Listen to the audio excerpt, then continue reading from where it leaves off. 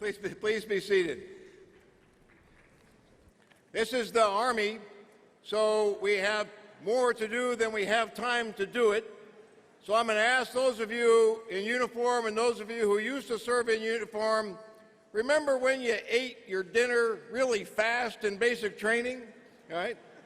So we're going to ask you to expeditiously move through your salad. We'll get the main course served promptly, and then we'll proceed to the awards. Enjoy your lunch, please.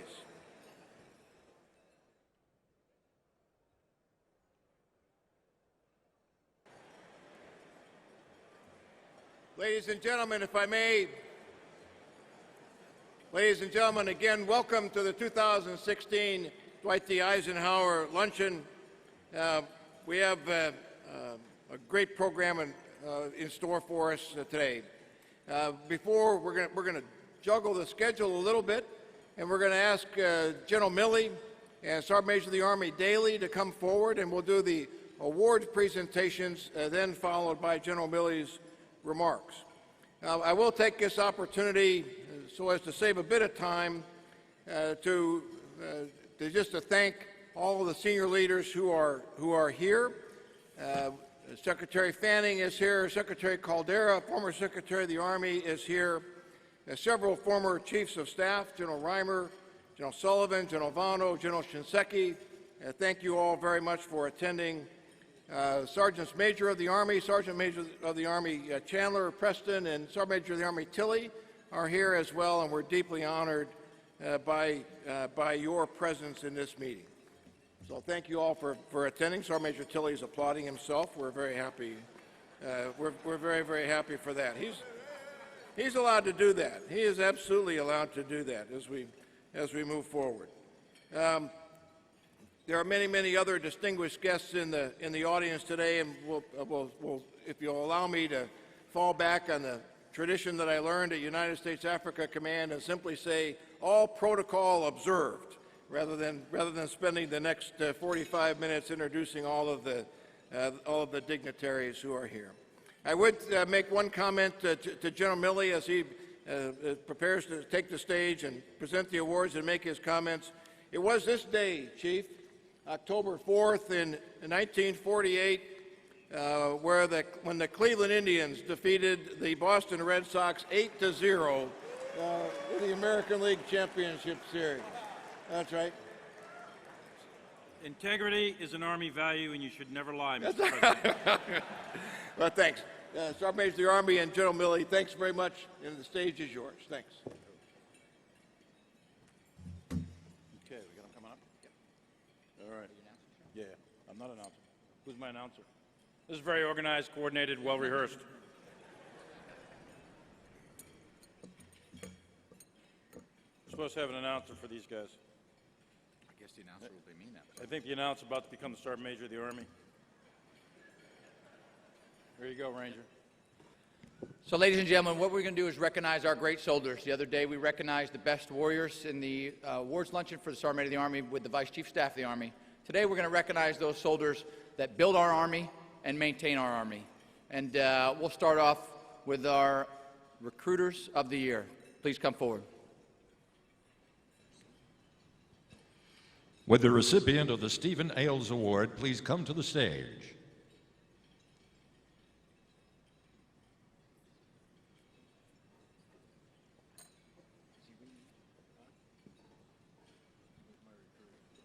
The Stephen Ailes Award is presented annually by the Department of the Army to the Outstanding Drill Sergeant of the United States Army.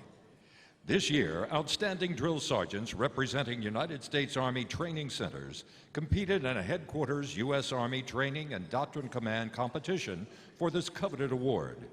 The 2016 Army Drill Sergeant of the Year is Sergeant First Class Martin Delaney III, Fort Leonard Wood, Missouri.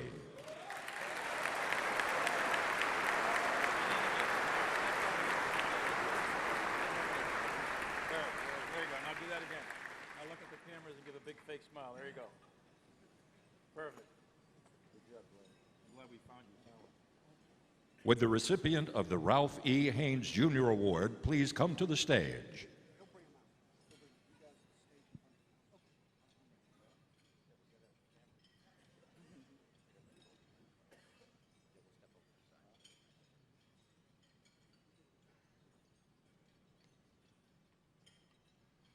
the Ralph E. Haynes Jr. Award is given annually by the Department of the Army to the United States Army Reserve Drill Sergeant of the Year. Outstanding drill sergeants representing United States Army Reserve training divisions and separate brigades competed in a headquarters U.S. Army training and doctrine command competition for this coveted award. The 2016 Reserve Drill Sergeant of the Year is Sergeant Ryan Moldovan, 98th Reserve Training Division.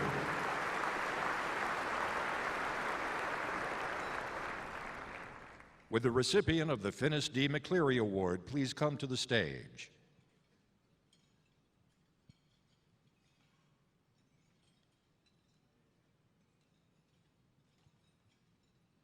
The Finis D. McCleary Award is presented each year to the non-commissioned officer selected as the very best Advanced Individual Training Platoon Sergeant of the Year. Outstanding Advanced Individual Training Platoon Sergeants representing United States Army Training Centers competed in a headquarters U.S. Army Training and Doctrine Command competition for this coveted award. The 2016 Advanced Individual Training Platoon Sergeant of the Year is Staff Sergeant Brandon Laspey, Fort Leonard Wood, Missouri.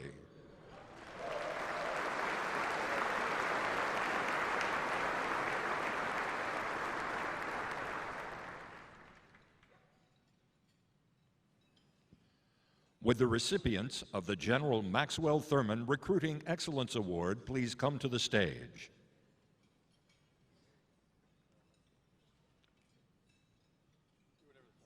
The General Maxwell Thurman Recruiting Excellence Award is given each year to the active duty, Army National Guard, and Army Reserve Recruiters of the Year.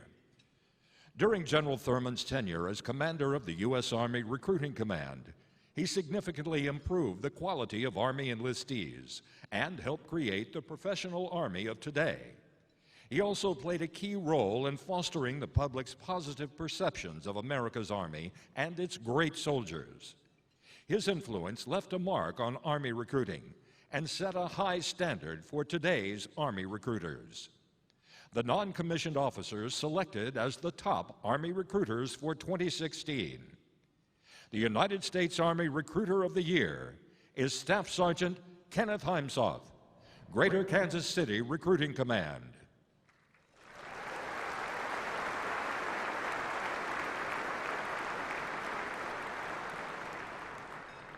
The United States Army National Guard Recruiting and Retention NCO of the Year is Staff Sergeant Amadou Traore,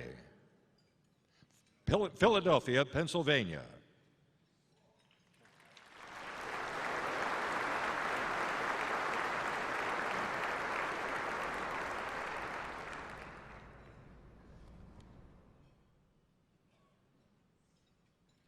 And the United States Army Reserve Recruiter of the Year, Staff Sergeant Jesse R. Myers, Quincy, Illinois.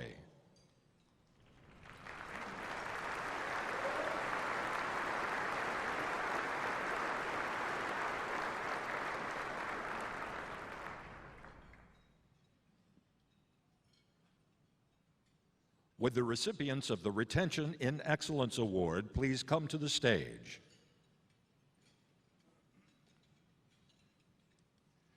The Excellence in Retention Award is given each year to the active and reserve component Career Counselors of the Year. Retaining the very best soldiers is critical to the Army's mission of growing and developing leaders for the future. Career counselors support Army commanders by identifying and counseling soldiers and non-commissioned officers of their value to the force and potential to serve in positions of increased responsibility in today's and tomorrow's complex world. The non-commissioned officers selected as the top Army Career Counselors for 2016. United States Army Career Counselor of the Year, Sergeant First Class Woody L. Woodside, 59th Signal Battalion, Joint Base Elmendorf, Richardson, Alaska.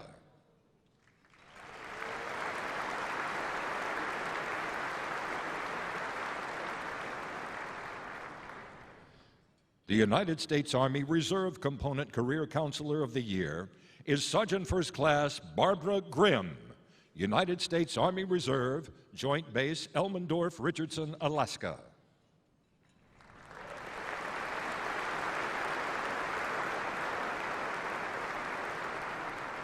Ladies and gentlemen, let's have a big round of applause for all of our outstanding non-commissioned officers.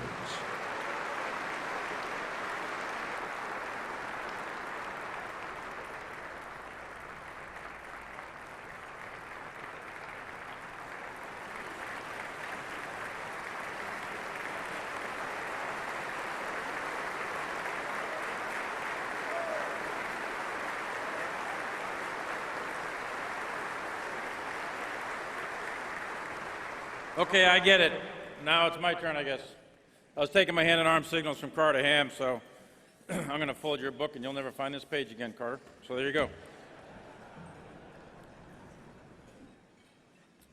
Wow, this is a great crowd. And first thing is I want to know who said go Navy over there to my left and your right. Can you identify yourself, please, and subject yourself to various forms of maltreatment up here? Where's he at? Where's he at? Where's that Navy? Whoa! Whoa! Arrest that man. Call security. No, I'm actually joint because my mom was in the Navy and back in the day.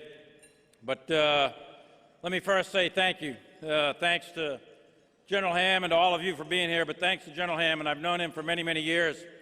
I worked for him when he was the DDRO, the J-33 on the Joint Staff. I was a colonel, and then later when he was J-3 as well. And there were other guys, the CNO, Johnny Richardson was there with me, and others like Dan Allen as the Vice Chief of Staff was there, and so many others. And we absolutely loved coming in at 4:30 in the morning and going home at 2200 at night working for General Ham. It was a thoroughly enjoyable experience, working 7 days a week. And as the motto of the team was, led by General Ham, was row well and live. That was great. Yep, very positive climate. It was awesome. So, no, actually, General Ham was an incredibly great guy to work for, and really, he's a representation of what it means to be a soldier's soldier. And thanks also to the Association of the United States Army for providing yet again every year, year in and year out, a great venue to showcase America's Army to the American people and indeed to the world. And I want to particularly thank Secretary of the Army Eric Fanning for being with us today as his first AUSA conference as the Secretary of the Army. And I want to take a moment to just tell everyone here how very proud I am as the Chief of Staff of the Army to have Eric Fanning as my wingman. I've gotten to know him well, and he's a man of tremendous talent who knows Washington, D.C., he knows the Pentagon, he knows the Hill, he knows the White House. But more than his skills in the Pentagon or in D.C. is his character. And this is a man of immense personal courage and incredible integrity. So Secretary Fanning, thank you. And we were all so proud to have you as our Secretary of the Army.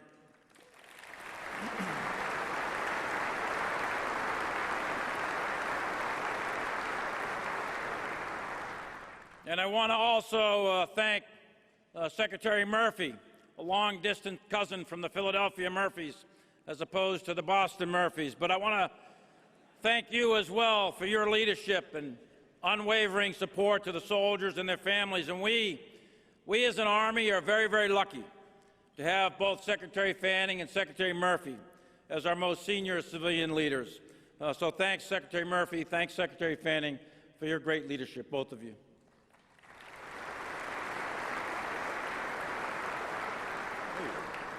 I was looking around for you. And I'm really glad to see everyone here. And in fact, considering the quality and the length of my remarks from last year, I'm surprised anybody actually came back.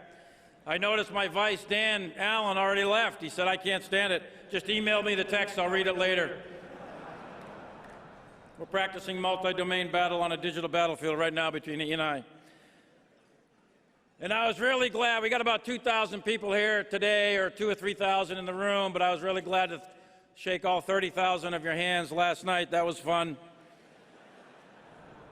That was just awesome. So We have a lot of VIPs here today, former secretaries of the Army, an entire table of former chiefs of staff that are grading me out on every moment that I speak. Lots of current and former four-stars who I asked to stay awake, and sergeant majors of the Army who I know will stay awake, and all of the sergeant majors that are here. But one group I would like to point out, and I'd like to have them stand and to be recognized, is our Medal of Honor recipients and their families. Lieutenant General Foley is here, and Master Sergeant Leroy Petrie's here, and Mrs. Miller, the mother of Medal of Honor recipient, Staff Sergeant Robert James Miller. If you could each stand just to be recognized. Thank you.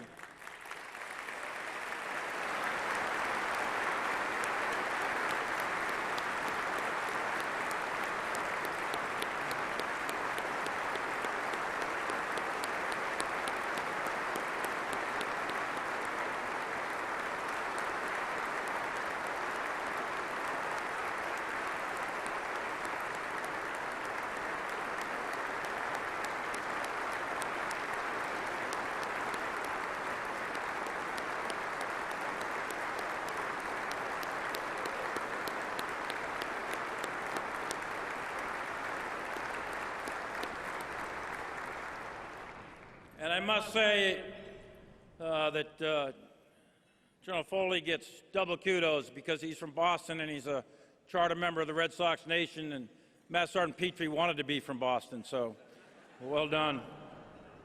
Hey, we've got a variety of joint and international allies and partners here, and by the count that was given to me, there's at least 54 different nations represented in this room today, along with not only the Navy, but the Air Force, the United States Marine Corps, and the Coast Guard. And our Army is only one part of a collective effort, and we do not fight alone. We've always fought alongside our brothers and our sisters in the Navy, the Marines, Air Force, and Coast Guard, and with all of our allies and friends. We, after all, deploy on Navy ships and Air Force planes, and it's close air support from either Navy or Air Force Air, their fighters and their bombers. That is always the first call that we in the Army make when we make contact with the enemy. We, the United States Army, we are truly blessed to have the absolute greatest Navy and Air Force that the world has ever known. And when the bullets start flying, it's the Navy and the Air Force that are the Army's best friend. And in my personal experience and in every history book I've ever read, neither the Navy nor the Air Force have ever failed the Army. So thank you to all of our teammates in our joint and allied forces.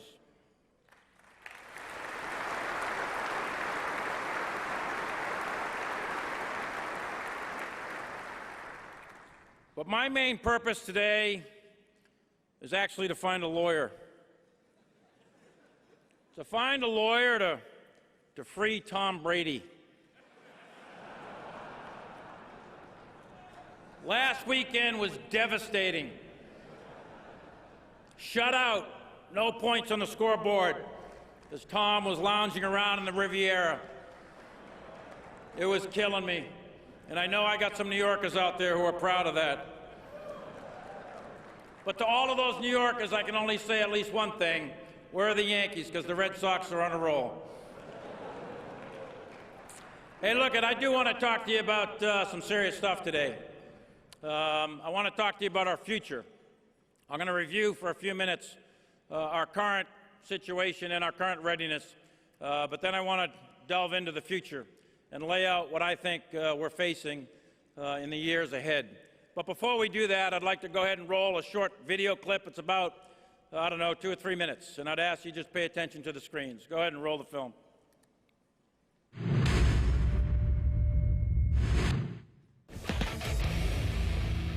We deployed 60,000 soldiers to combat this year alone, fighting ISIS, Taliban, and many other radical terrorist groups. We've rapidly responded to a variety of exercises in Asia and Europe, Central and South America, Africa, to assure our partners and friends while we deter our adversaries.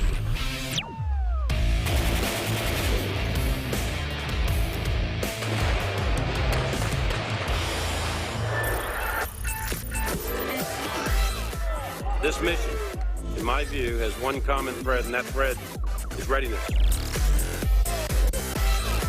Freedom is not free. It takes sacrifice, it takes lives, and most of all, it takes a trained and ready United States military.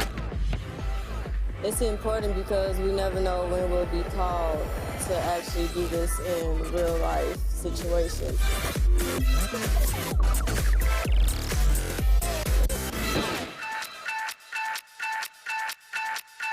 Do the tasks, knock it out.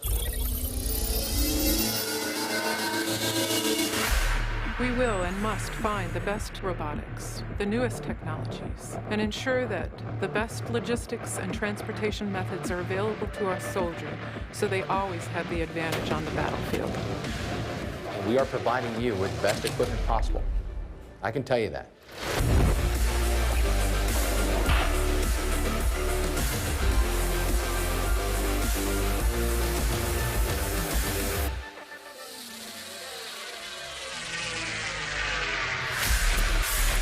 In the future, we have to continue to recruit and retain the very best talent from future generations.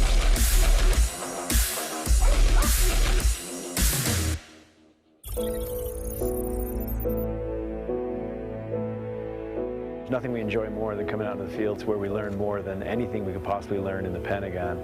But I want them to know how much their leadership appreciates what they're doing. You're doing with your lives the noblest thing that you can do, which is to protect our people and make a better world for our children. The Army has come a long way when it comes to family support for our military, and I'm very proud of what they're doing today for the families. Understand that there are people out there that care about you and, really want to look out for you, and make sure you connect with those people who want to be there for you. So as we look to the future, it's incumbent that we maintain our capabilities and our capacity as a military. We will all look back after victory and remember who participated in the fight. So we're sending a message. If you target Americans, you will have no safe haven. We will find you and we will defend our nation. All Americans are created equal and fair in this country, and I'm willing to die for it, and so are you.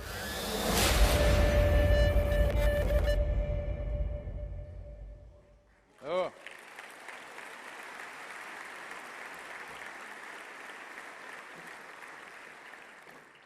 So that's your Army, 187,000 soldiers in 140 countries today. There's not a lot of Tom Brady's or NFL players that could do half of what our soldiers do. And on this team, we actually stand for the national anthem. So a year ago,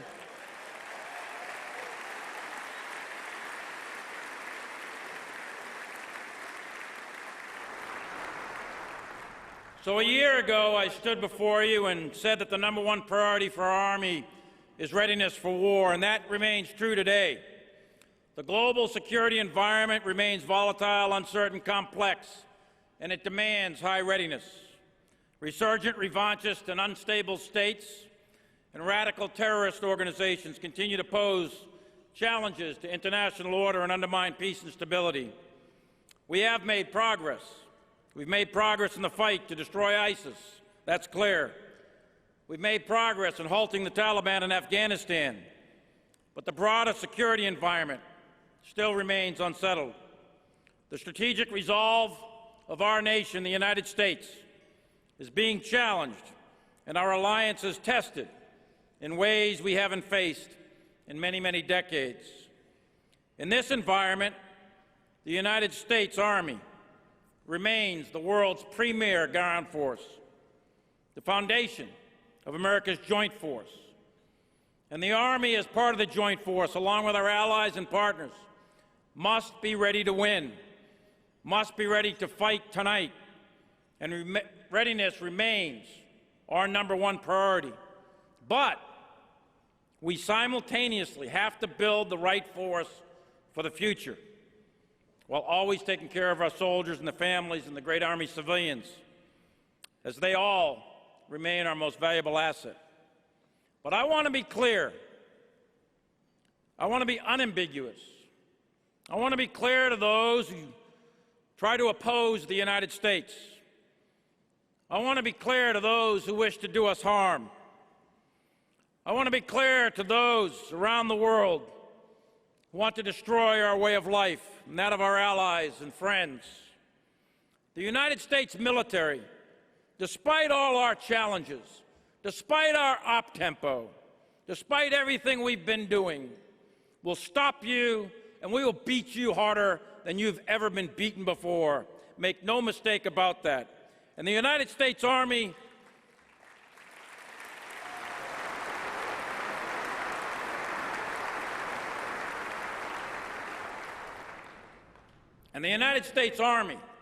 is America's combat force of decision. And when the political leadership of the United States decides to deploy its army, and when we show up on your turf, then you know the game's for real, and the stakes are for keeps. And the other thing you know is you're going to lose. You will lose to the American Army. Make no mistake about it. We can now, and we will remain in the future, retain the capability to rapidly deploy, and we will destroy any enemy, anywhere, anytime. So I stand here today, and I caution the enemies of America who doubt or misread our capability. Many enemies have grossly underestimated the United States and its people in the past. They've underestimated our national resolve. They've underestimated our capability, our skill, and our combat power. And each made a fatal choice, which ended with their enrollment in the dustbin of history. The same will be true of any enemy that makes that mistake today or tomorrow. But while we are ready now, and will remain so in the future, we are also facing tough strategic choices, and we are being increasingly challenged with very capable potential adversaries, clearly acting in opposition of our interests. It's our aim to deter war, but if deterrence fails, we as an army, we as a nation, must be prepared to fight. And the pain of preparation is always less than the pain of regret. Never forget that deterrence is expensive, and the only thing more expensive than maintaining capable, ready forces is actually fighting a war. And the only thing more expensive than fighting and winning a war is fighting and losing a war. And our job as an army, our contract with the American people and the People's Army, we make this contract with all American citizens, that we, the United States military, we, the United States Army, will never lose a war. And yes, as Secretary Fanning said just yesterday, you have to pay for it. And the costs of victory, it's very expensive. It costs a lot of money, a lot of treasure, and a lot of blood. So we find ourselves in a difficult place. Our readiness to fight a war against a high-end, near-peer adversary has eroded in the last 15 years as we fought and continue to fight against terrorists and guerrillas in Afghanistan, Iraq, and elsewhere. We were highly successful in ripping apart Saddam's army in 1991, ejecting him from Kuwait, and we shattered his army again in 2003. Similarly, we destroyed the Taliban and al-Qaeda in Afghanistan in very short order. But we had difficulty consolidating gains and adapting to a counterinsurgency fight. We eventually made the necessary changes. The Army mortgaged our future. We mortgaged our future readiness, our modernization, in order to adapt and sustain the fights in Afghanistan and Iraq.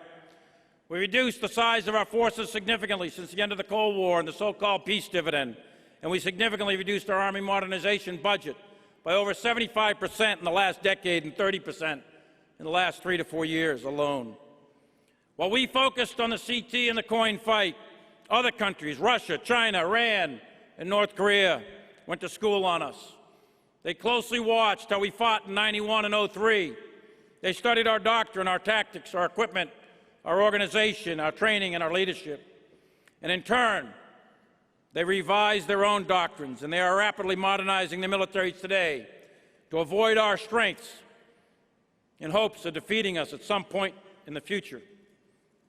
Recently, a senior Russian official, ambassador to the United Kingdom, Alexander Karamenko, he said, quote, "The established world order is undergoing a foundational shakeup with the Crimea, Ukraine, and Brexit." He went on to call for the dismantling of NATO and the European Union. And he said, quote, "Russia can now fight a conventional war in Europe and win. Russia is the only country that will remain relevant forever. Any other country is dispensable, and that includes the United States. We are endgame now," end quote. He said that all just 30 days ago. Bluster? Hubris? Bravado? Or does he mean what he says? Does he believe it? And more importantly, do the leaders in the Kremlin believe it? Well, history tells us to be careful. It's always wise to believe foreign leaders' declaratory policy, as most nations tend to telegraph their strategic intentions. So, we've taken a number of steps over the last year to increase our readiness in the total Army, our regular Army, our Guard, and our Reserve. We've increased the number of BCT going through high-end, full-spectrum warfighting rotations at the combat training centers at Polk and at the NTC. 2 of these rotations are Guard brigades, and we're about to double that for the National Guard to 4 annually. And these additional rotations are improving readiness throughout the Army, current readiness, but also improving our future readiness by creating a pool of leaders that are now developing multiple rotations, hitting the sled over and over again in the most challenging training environment against a world-class OPFOR that realistically portrays the current and projected threat environment. We've also initiated our regular Army and National Guard Associated Units pilot program, which is strengthening the bonds between the active and National Guard components, increasing the readiness of the total Army. And we are seriously considering increasing the number of annual training days in selected National Guard units so they will be able to more rapidly deploy in the event of conflict. We've also significantly increased our combined arms live fire programs, both at home station, the combat training centers, and we've also increased the frequency of our mech and armored gunneries, improved our artillery skills to deliver mass, timely, and accurate indirect fires. We've re-energized our forcible entry airborne and air assault capabilities and renewed our rapid deployment capability with increased emergency deployment readiness exercises, both in CONUS and overseas. In short, our readiness is steadily improving across the entire formation of the United States Army. But our progress is slow, and it's going to take consistent, predictable funding and much more time and effort to reach the levels we need to in order to provide our political leadership capable options that adequately reduce current risk to both mission and force. And we are also planning to field, train, advise, and assist brigades and multi-domain task forces in our force structure in order to sustain our efforts to defeat terrorists by, with, and through regional partners and free up conventional brigade combat teams to regain much-needed training time to hone their skills at the higher end of warfare. Another critical effort to improve readiness is our acquisition reform, being led by Secretary Fanning. This is a top priority for us. We must do better. We can do better. We must exploit our science and technology to create options for a very challenging future battlefield and have an acquisition system that's up to the task, an acquisition system that can deliver on time and on budget. We cannot afford acquisition failures. We cannot afford systems that are late to need, and we must not send tomorrow's soldiers into harm's way with yesterday's equipment. As Secretary Fanning discussed yesterday, many of the initiatives we are putting in place, like the revised Army requirements process and the Army Rapid Capabilities Office, are just but 2 examples. In the near term, our equipment modernization strategy will continue to focus on critical capability areas like lethality protection, the Mission Command Network, integrated air and missile defense, rotary wing and ground mobility, emerging threats, and a rapid development of our offensive and defensive cyber capabilities as part of a joint force-wide effort. In the near term, the Army will continue to invest in incremental improvements with the highest operational return on existing systems. and build new systems only by exception. So readiness for combat, readiness to fight tonight remains our #1 priority, but the future is actually going to come. The future is going to be here pretty soon, and sooner than many of us may like. So we must look over the hill. We must look past the challenging demands of the present and ensure that our future Army is equally ready to fight and win. We must work now to anticipate the broad nature of the challenges we face, the threats we will confront, and the options we will need to present to our leadership.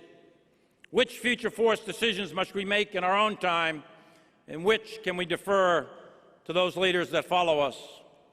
Over the past year, led by TRADOC, we have dedicated significant time and resources to thinking about drivers of change in the future operational environment, how warfare is changing and how we must adapt our doctrine, our organization's equipment, training, and leader development. We must also take a humility pill here, eat a little humble pie, and recognize that the future is not really knowable in any kind of detail. And frankly, we're not going to get it right. But as the great British historian Michael Howard said, you don't have to get it right. You just have to get it less wrong than your enemy.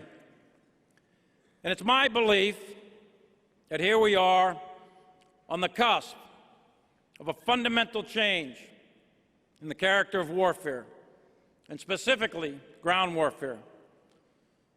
The nature of warfare is not going to change. It's immutable. It's still a political act, war is, a decision by humans to impose their political will on their opponent by the use of violence. War will still be characterized by chance and fog and friction, and it will always be a dynamic interaction of competing human wills, and its cause will likely still adhere to Thucydides' famous analysis of fear, pride, and interest. But the character of war, how wars are fought, where wars are fought, with what weapons and technologies, organizations, and doctrines. In short, the ways and means of war is, in my view, about to undergo fundamental, profound, and significant change. That change will not happen on a certain day or even in a year. In fact, we're undergoing that change right now as we sit here, and we've been in the midst of it for some time. That change is evolutionary, not revolutionary, but it is no less profound. And I suspect that the organizations and weapons and doctrines of land armies between 2025 and 2050, in that quarter-century period of time, will be fundamentally different than what we see today, and will likely have in the few years ahead. Think of the difference between the smoothbore musket and the rifle, or the rifle and the machine gun. The difference between muscle power of foot soldiers and horse cavalry and the machine power of tanks, trucks, and airplanes. Think of the shift from guidons and flags and drums to the telegraph, telephone, and radio. Think of observation to the limits of the human eye, to the introduction of the radar, the shift from sail to steel and steam, the shift from dumb bombs to smart bombs. A soldier of 1865 could not imagine a soldier of 1918, even less so a GI of 1945 or a grunt of 1965. That was pure science fiction to the Yank or Johnny Reb. Rapid change, however, has become increasingly compressed, especially in the last 150 years. And I would submit to you that those of us today will find it difficult to recognize the battlefield of 2035, let alone 2050. It is that kind of profound shift, that shift from 1865 to 1918, or even to 1945, that I am talking about, that is ongoing right now. And it is the result of a series of geopolitical, economic, societal, and technological change, some of long duration and some relatively recent, that is driving this change, but I believe we are definitely going to see it. And history offers some caution here. In all of the past cases of significant change in the character of war, the elements were all present prior to the war. but few, if any, ever realized their significance. And the armies that did see the change and adapt accordingly usually prevailed, at least at the beginnings of wars. All the elements of World War I were visible in the Civil War, the Franco-Prussian War, the Boer War, the Russo-Japanese War, but very few understood their profound impact in the summer of 1914 as Europe slid over the abyss into a devastating world war, the consequences of which we still feel today. A few years after the war to end all wars, all the technologies of armor, mechanization, wheeled vehicles, airplanes, and radio, they were all available to all the great powers in the 1920s and 30s.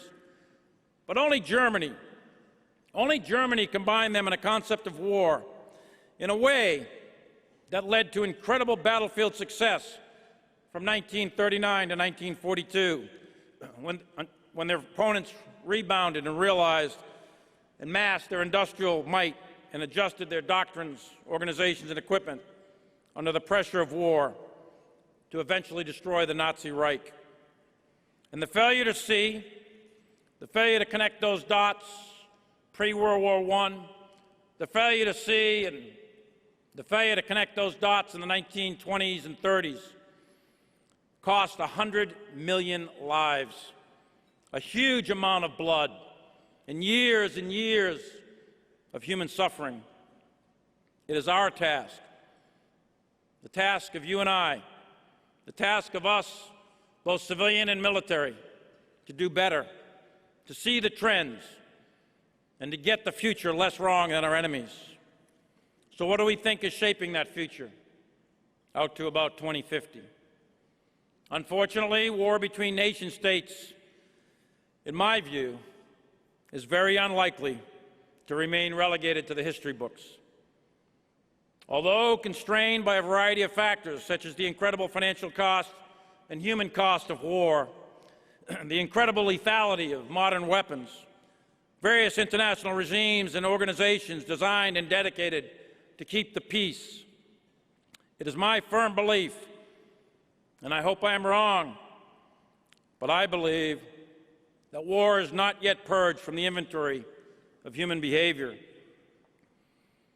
Although there is clearly a diffusion of power in the international system with the rise of various non-state actors, a nation-state is still the fundamental and most important element in the international system, as it has been since the Treaty of Westphalia in 1648.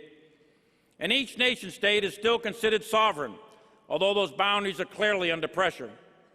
Most importantly, there is no single higher power in the international system with the legitimacy, authority, and power to enforce the global order, as most functioning nation-states routinely do within their own boundaries. There is clearly growing instability as many countries are proving fragile and certainly do not control the widespread use of organized violence within their own borders. But it's also clear that the nation-state remains the basic actor in the system and is likely to remain so to at least 2050. And the most important core national interest of any state is to survive. Survive in a system of international anarchy. Survive in a system with no higher order. And absent a higher authority, each nation must dedicate itself to secure itself. And because there is no higher authority, and because security is the primal interest of each state, conflict between nation-states is virtually guaranteed at some point. There's been some huge geopolitical shifts in history. The fall of Rome in 476, the rise of Western Europe in the 1500s, the rise of Imperial Japan and Nazi Germany, the dominance of the United States in the immediate post-World War II era, the collapse of Soviet Russia. And today we are in the middle of yet another major geopolitical change. Since the fall of the Berlin Wall, the U.S. essentially was the unchallenged global military, political, and economic power. And we were experiencing what some have labeled a unipolar moment. That is changing, and changing fast. The United States is under significant challenge in Europe, Asia, and the Middle East. In Europe, we see a revanchist Russia, who has modernized their military and pursued an aggressive foreign policy in Georgia, Crimea, Ukraine, and elsewhere.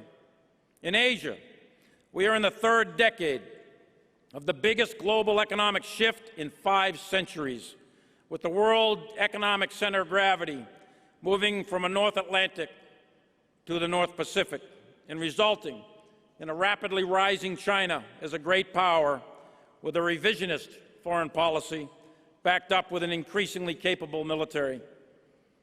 Also in Asia, we are faced with a rogue North Korea that is rapidly increasing their missile and deliverable nuclear weapons capabilities. In the Middle East and parts of Africa, we see instability from terrorism in many places, and likely to continue as the very concept of the nation state comes under intense pressure, while we also still see a revolutionary Iran carrying out various malign activities to assert its regional dominance. In short, the global order since the end of World War II, and for sure since the end of the Cold War, is under significant stress in areas of vital interest to the United States of America. And we know from history that unipolar and bipolar international systems tend to be very stable. But we also know that multipolar systems are inherently prone to competition, confrontation, instability, and state-on-state wars. We are entering that multipolar future, and in fact, we've probably been in it for a few years. The Director of National Intelligence, James Clapper, in his now famous Litany of Doom testimony, said that, quote, "Unpredictable instability is the new normal. We are seeing the highest rate of instability since at least 1992, and that Russia sees itself in direct confrontation with the West, that China continues its robust military modernization program directly aimed at what they consider to be U.S. strengths, with training exercises unprecedented in scope, scale, and complexity." And then he concludes that in his 50 years in the intelligence business, I cannot recall a more diverse array of challenges and crises that we confront as we do today. John Brennan, the head of the CIA, echoed similar comments, as well as many respected civilian foreign policy and security analysts.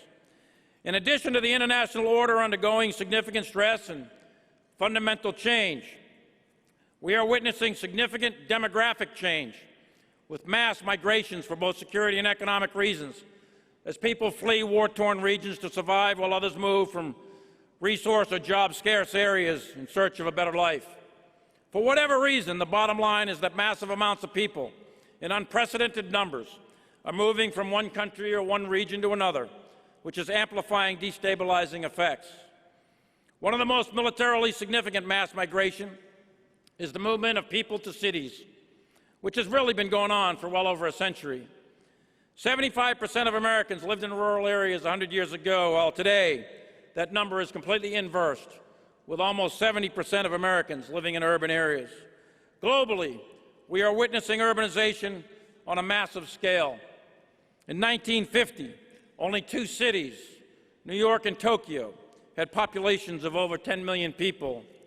Today, there are 38, and it's projected by 2050 there will likely be over 50 megacities of over 10 million inhabitants, with 70% of the world's estimated 8 billion people living in urban areas.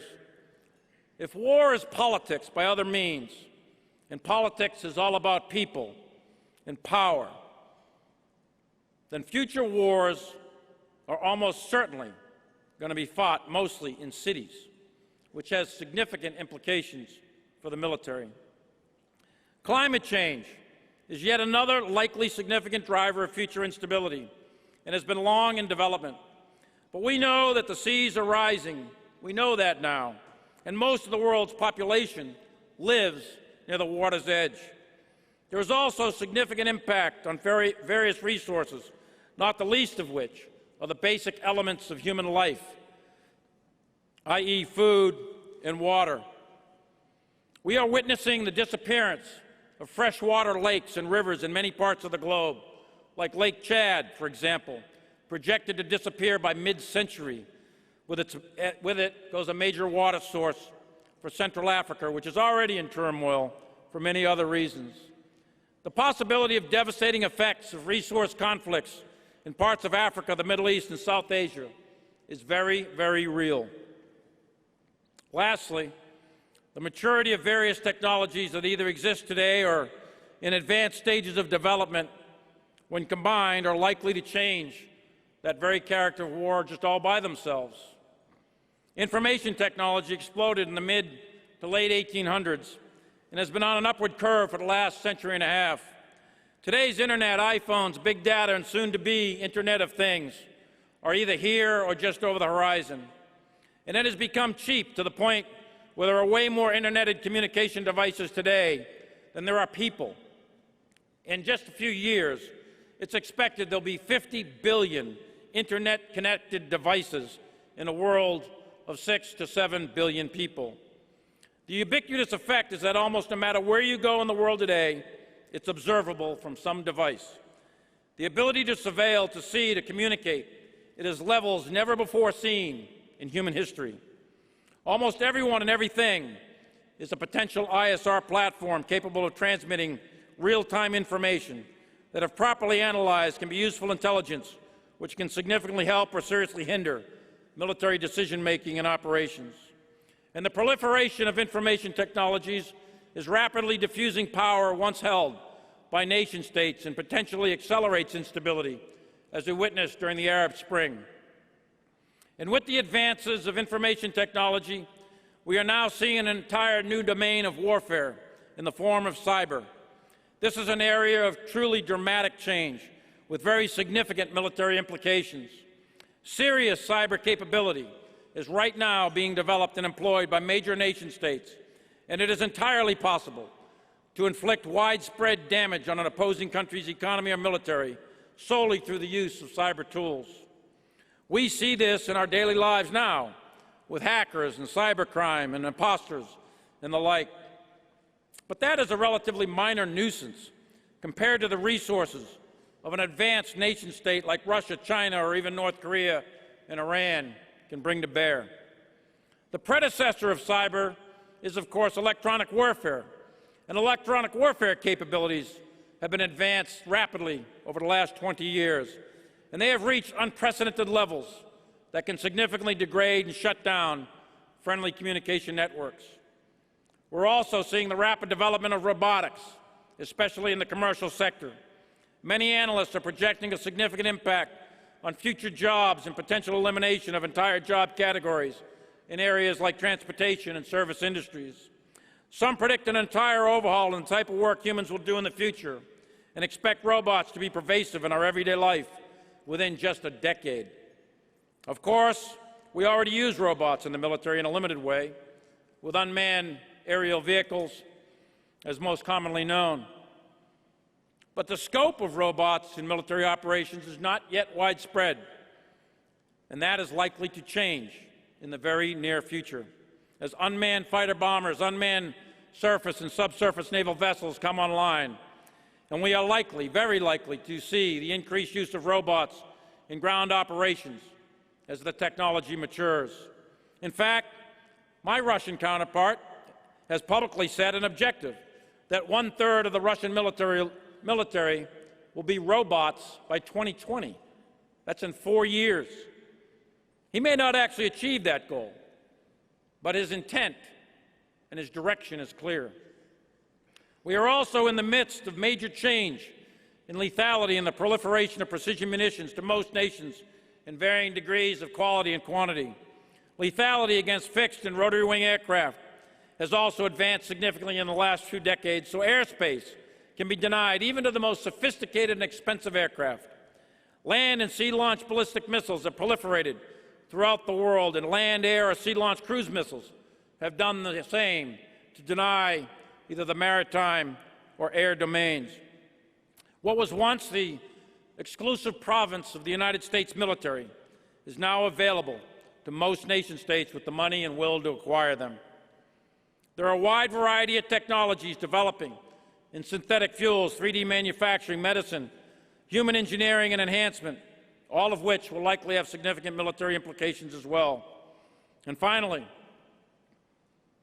there is the mother of all technologies, artificial intelligence, where machines are actually developing the capacity to learn and to reason. There's lots of ethical and moral issues associated with all these technologies, and especially in their application to warfare, but there's no doubt in my mind that the combination of geopolitical, societal, natural, economic, and technological change is rapidly converging in time and space and will likely result in the most significant and profound change in the character of war we have ever witnessed throughout all of recorded history.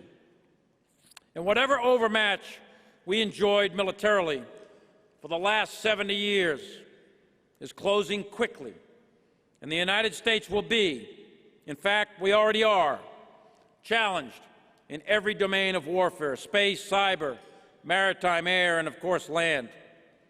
So what are the logical implications, and what must we do to prevail as an army in future combat? The first thing is to understand the basic likely outlines of that future world. Although we cannot determine the exact environment we will have in 2030 or 40 or 50 or beyond, we can, through rigorous analysis, determine what the world is likely to look like in its broad outlines. There will surely be lots of surprises along the way to the future, but we can get the basics about right to develop the forces and the weapons and the equipment that we need to protect our great nation. And then we have to place the big bets in research and development and science and technology, while simultaneously conducting legitimate and genuine experiments with our force designs and our doctrine. And this means to us, the Army, that every assumption we hold, every claim, every assertion, every single one of them must be challenged. War tends to slaughter the sacred cows of tradition, of consensus, of groupthink and myopia. The next war will be no different. Those of us, or those nation states that stubbornly cling to the past, will lose. They will lose that war, and they will lose it in a big way. We should think of nothing in the past as sacred except the concept of victory. The structure and organization of our Army, both operational and institutional, may change drastically, and we must be open-minded to that change. We may not have divisions or corps or tanks or Bradleys. We don't know yet. But we are on a serious and deliberate campaign of learning to figure it out. And I can tell you, we need to figure it out pretty fast. And it's better for us to slaughter our sacred cows ourselves rather than lose a war because we are too hidebound to think the unthinkable. At this point, we can say a few things we've learned over the last year of study that we've done intensely about future high-end war between nation states or great powers. And the first, not surprisingly, is that it will be highly lethal, very highly lethal, unlike anything our Army has experienced, at least since World War II. With sensors everywhere, the probability of being seen is very high. And as always, if you can be seen, you will be hit, and you will be hit fast with precision or dumb munitions. But either way, you'll be dead. So that means just to survive, our formations, whatever the wired diagram looks like, will likely have to be small. They will have to move constantly. They will have to aggregate and disaggregate rapidly. They'll have to employ every known technique of cover and concealment. In a future battlefield, if you stay in one place for longer than 2 or 3 hours, you will be dead. That obviously places demands on human endurance, on equipment. But I can guarantee you the days of Victory Base, the days of Bagram, or other static locations for comfort or command and control will not exist on a future battlefield against a high-end threat. That fact requires a significant change in our current methods of thinking, training, and fighting. Additionally, the battlefield will be highly complex, almost certainly in dense urban areas and against an elusive, ambiguous enemy that combines terrorism and guerrilla warfare alongside conventional capabilities mixed with large civilian populations. Our Army, for the last 241 years, for 2.5 centuries, has fought mostly in rural areas, rolling plains, and open deserts. Yes, we were in Baghdad, we were in Hue, we were in Aachen, but for the most part, it was rural areas, rolling plains, or open deserts. In the future, we're going to have to optimize ourselves for urban combat. That fact, and I believe it to be a fact, has huge implications on intelligence collections, vehicle and weapons design and development, logistics, communication systems, and mission command. Can tanks elevate their guns to near vertical? Can UAVs fly down alleyways? Can radios communicate through multi-story buildings? How do we develop intelligence inside underground areas of a city? How do units and people move and maneuver? How do you do target discrimination and identify friend from foe from non-combatant? All of that and more will be extraordinarily difficult. Army operations in complex, densely populated urban terrain is the toughest and bloodiest form of combat, and it will become the norm, not the exception, in the future. The battlefield will also be nonlinear and compartmented, and units will have non-contiguous battle space with significant geographical separation between friendly forces. This type of battlefield will place a very high premium on independent, relatively small formations that are highly lethal and linked to very long-range precision fires. Our formations will come under enemy fixed-wing, rotary-wing, UAV, and missile attack on a routine basis. Dominance of the air by the United States Air Force, which the Army has enjoyed since the Normandy landings in 1944, will no longer be a luxury that we can assume in the next war. That means our units are going to have to be combined arms, multi-domain capable. We will still have to fight and destroy land-based enemy units and seize terrain. But the Army, yes, the Army, we're going to sink ships. And we're definitely going to have to dominate the airspace above our units from hostile air or missile attack. This is going to require sophisticated air defense capabilities that are not currently in our unit inventories. In fact, just this morning, a few hours ago, we began to roll out our multi-domain battle concept, where all of our Army will maneuver in all of the domains to gain temporal advantage, enable the joint force freedom of action to seize the initiative. And we will employ our great mobility. We will employ our advantage in fires, both long range and close. And we will conduct cross-domain fires, and land forces will, both horizontally and vertically, integrate all of the joint force in all of the domains. And it will be armies that will be central to winning future wars. Because the enemy anti-access and area denial capabilities and their development over the last decade, land-based forces now are going to have to penetrate denied areas in order to facilitate air and naval forces. This is the exact opposite of what we have done for the last 70 years, where air and naval forces have enabled ground forces. To do that, we're going to have to develop ground capabilities that can see and shoot at very long range, far in excess of what is available today. The sustainment challenges will be significant. Life will almost certainly be extremely austere. Water, chow, ammo, fuel, maintenance, and medical support will be about all that we should plan for. Pizza Huts, fast food, male showers, and any other comfort items should not be expected on this battlefield, at least not as a matter of routine. And our lines of communication will for sure be contested and probably denied. Being surrounded will become the norm, the routine, the life of a unit in combat. In short, learning to be comfortable with being seriously miserable every single minute of every day will have to become a way of life for an Army on the battlefield that I see coming. The ability of units to produce or purify their own water and locally manufacture their own spare parts with 3D printing may become a necessity. And if the lines of communication can be opened and resupply convoys, will likely be autonomous robots or remotely controlled convoys, because they will be the only acceptable risk method of supply that we can get to forward troops.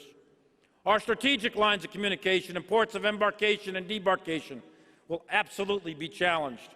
We will have to fight just to get to the fight, and we will have to rediscover the art of port openings under pressure, at scale, and relearn the skills of strategic sea and air rapid deployment to introduce combat power before the strategic ports are closed.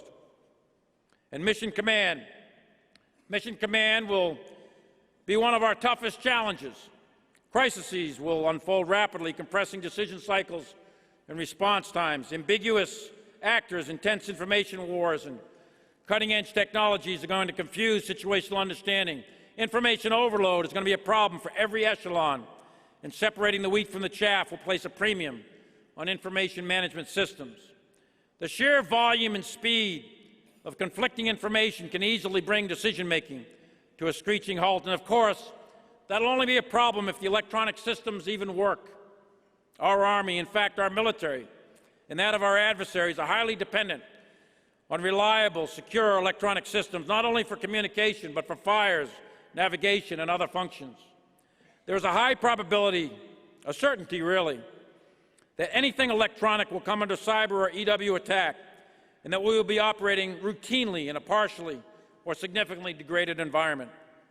That means we must invest in hardening our systems, and equally important, train on the techniques of operating with limited electronics. That will be a shocker for all of us, but it will be a reality. We might actually have to read a paper map again and learn how to use a lensatic compass. More significantly, we will have to seriously train and prepare ourselves for decentralized, independent operations based on mission command to execute the higher commander's visualization and intent without ever having actual contact with our higher headquarters for extended periods of time. Imagine not being able to talk to the Pentagon or the White House. That will be reality. This method will have to become a reality in everything we do, a basic MO, a basic modus operandi, and not just a buzzword in briefings and classrooms. And that brings me to people. Our most valuable asset, and arguably our most significant asymmetric advantage inherent in the American military and the United States Army. For we come from a society of improvisers, a society of tinkerers, innovators, problem solvers, techno-savvy at an early age, and independence of action comes natural to all Americans.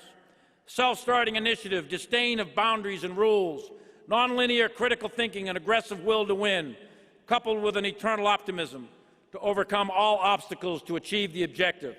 All of that is hardwired in the national DNA of an American soldier. Our leader development programs, officer and NCO schooling and training, and individual soldier training is going to have to amp up in order to leverage the already present inherent qualities in all of our soldiers, from private to general.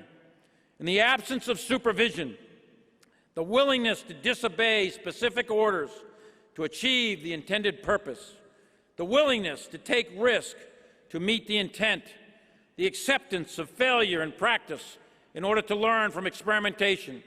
These are all going to have to be elevated in the pantheon of leader traits.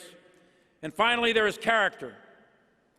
On a non-contiguous, non-linear battlefield with little higher command supervision and maximum decentralization, we have to develop leaders who have incredible character under intense pressure. Leaders who can be trusted to do the right thing when no one is watching except the enemy and the news media. Leaders who make the right moral and ethical choice in the most emotionally charged environment humans can ever face, the environment of ground combat. And those leaders will not only be responsible and empowered, but they will be accountable for both their results they achieve and the values they hold. So in short, the next 25 years are not going to be like the last 10, and they're not going to be like the last 25. The accumulating challenges we face and the changing character of war is unlike anything our current force has ever experienced in intensity and lethality. So we are developing those capabilities while sustaining our CT and COIN capabilities. And our potential adversaries are already moving out, so we really have no choice. It's a tall order, for sure, to operationalize and execute multi-domain trans-regional battle, to project power into contested theaters, to project power into all domains, to fight inside denied territory, to fight in urban areas that are highly populated with all of its complexities, and to survive and to win on an intensely lethal and distributed battlefield, and to create leaders and soldiers that can prevail. Tough, yes, but impossible? Absolutely not. We're the United States Army, and we don't shrink from tall orders. We're the United States Army, and our enemies need to know that these colors don't run from tough fights. We will adapt and we will evolve our current force, but in the end, we will win. That much I can tell our enemies that they can take it to the bank. And I am not speaking only to our Army, for our Army does not win wars on its own. Nations, not armies, go to war. So we need the support of industry. We need the support of our civil leaders. We need the support of Congress.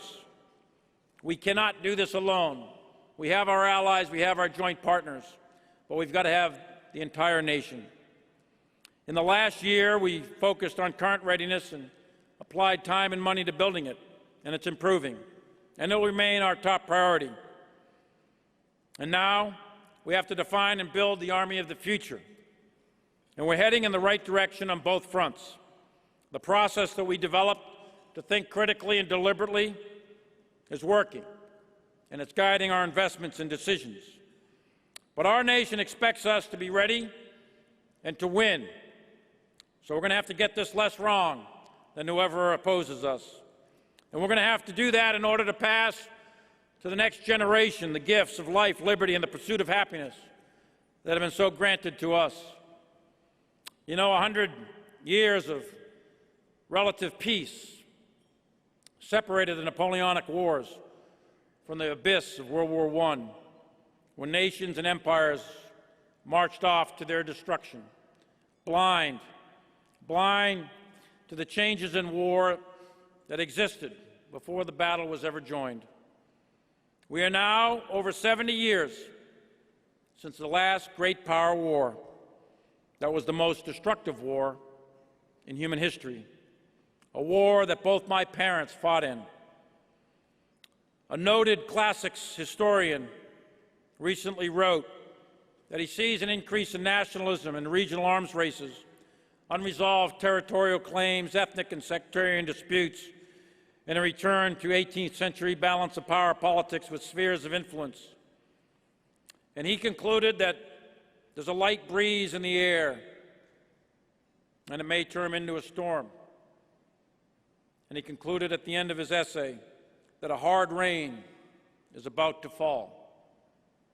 So let us, here, now, and in the present, let us commit to not march into that abyss, blind to the changes. Let us for once in our own history, not be unprepared for the next first battle. Let us have the vision to change and to prevent the war from happening in the first place. But if it does happen, let us create an army that will prevail on that battlefield in the unforgiving environment of combat. The leaders of tomorrow, the leaders of that army, are the sergeants and the lieutenants of today. They will be the command sergeant majors and the colonels and the generals of this army of the future.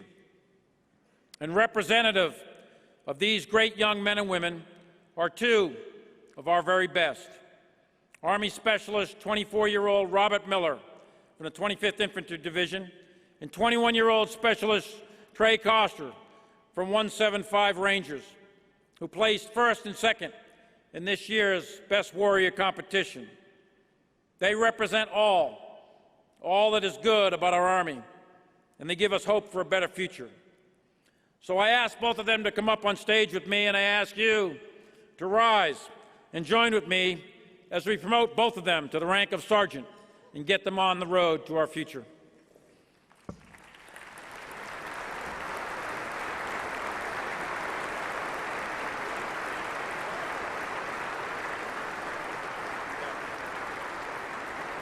All right, attention to orders. Publish the orders. How's that? Attention to orders. Headquarters, Department of the Army, has reposed special trust and confidence in the patriotism, valor, fidelity, and abilities of Specialist Robert D. Miller and Specialist Trey L. Castor. In view of these qualities, they demonstrate a potential for increased responsibility and are promoted to sergeant with date of rank 4 October 2016.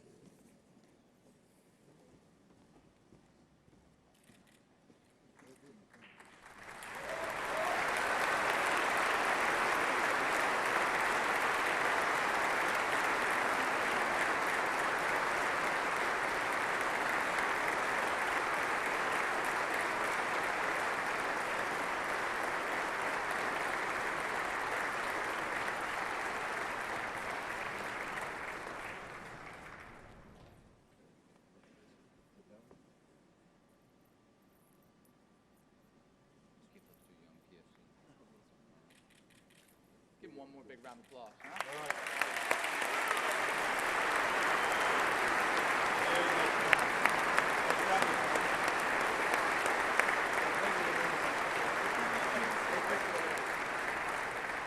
Where you go? Turn over here. Oh, wrong one? We got it. Well, just change your name, please.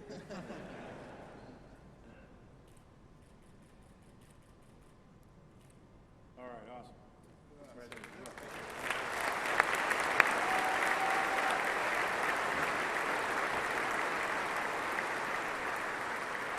All right, thank you very much. I'm going to turn the microphone over to Carterham because I know we're late, but I haven't been to a meeting that I've ever been on time, so there you go.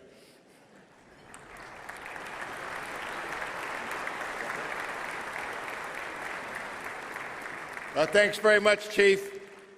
I see General Cody is here, and I'm reminded of an occasion several years ago when General Cody was Vice Chief of Staff, and I was a one-star, as General Milley related. And General Cody would bring us together periodically, and he asked me one day, he says, who's that colonel you got working for you? Willie? He's Willie. He's got some potential. I think you got some potential, Chief. I think you're doing okay. You've laid out a tough challenge for near-term readiness and for readiness for the future. This Army is ready for that challenge because this is an Army like no other, and it's led by the extraordinary leaders that are growing in our ranks today. And if we invest in them, this Army will meet the challenges that you have laid out. And I pledge to you and to all here that this association, your association, will be with you every step of the way as we continue in our mission to be a voice for the Army and support for soldiers. Thank you all very, very much. We'll see you on the exhibit floor. Ladies and gentlemen, this concludes our luncheon. Please remain in your seats until the head table has cleared the room.